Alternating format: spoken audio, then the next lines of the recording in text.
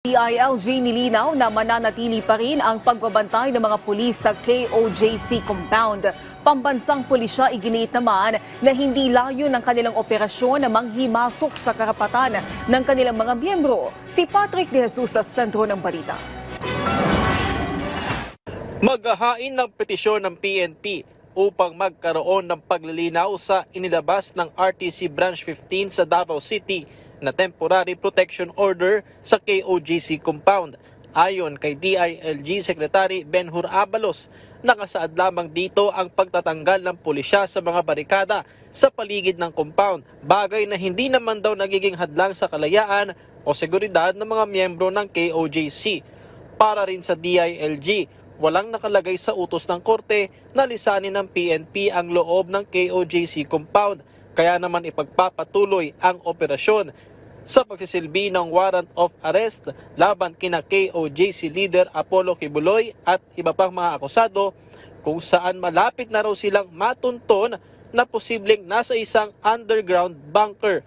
Without compromising yung operations ng police, malakas ang indications na nandun. In fact, marami na kaming tao at mga makina doon that we're using para mahanap siya both above ground and underground. Lahat po ito, ginagawa po ito. Ganito rin ang pananaw ng PNP sa inilabas na order na hindi para pigilan ang kanilang mandato sa paghahain ng warrant, bagay na kanilang ipagpapatuloy alinsunod sa legal na proseso at karapatang pantao. Muli ring iginiit ni PNP Chief Police General Romel Marbil na lehitimo ang kanilang naging aksyon sa KOJC compound at hindi para manghimasok sa karapatan ng mga miyembro nito. Sa kabila naman ng magkaibang interpretasyon, itinuturing ng legal counsel ng KOJC na si Attorney Israelito Torion na magandang development ang temporary protection order mula sa korte, ngunit umaasa siyang lilisanin na ng mga pulis ang kanilang compound. Samantala, para kay Pangulong Ferdinand R. Marcos Jr., walang naging paglabag sa karapatang pantao at hindi overkill ang naging operasyon ng PNP sa KOJC. Meron bang human rights violation kung maraming pulis?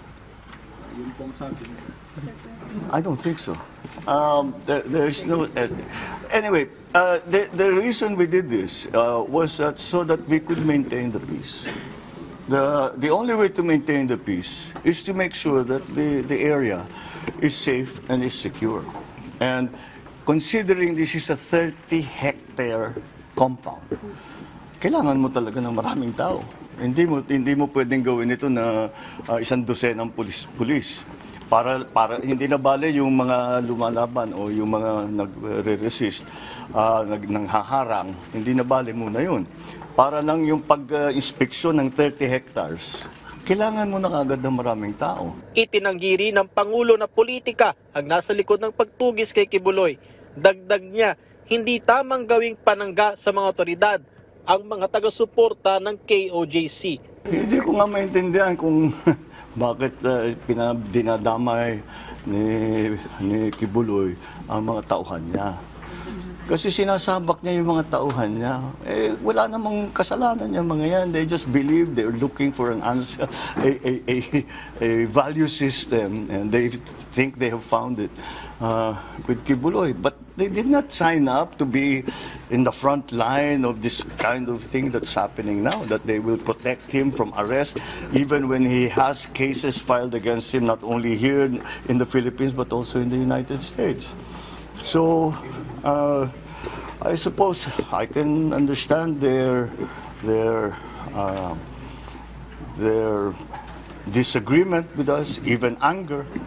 But what all that the police are doing is enforcing the warrant of arrest against Apollo Kibuloy. Patrick De Jesus para sa Pambansang TV sa Bagong Pilipinas.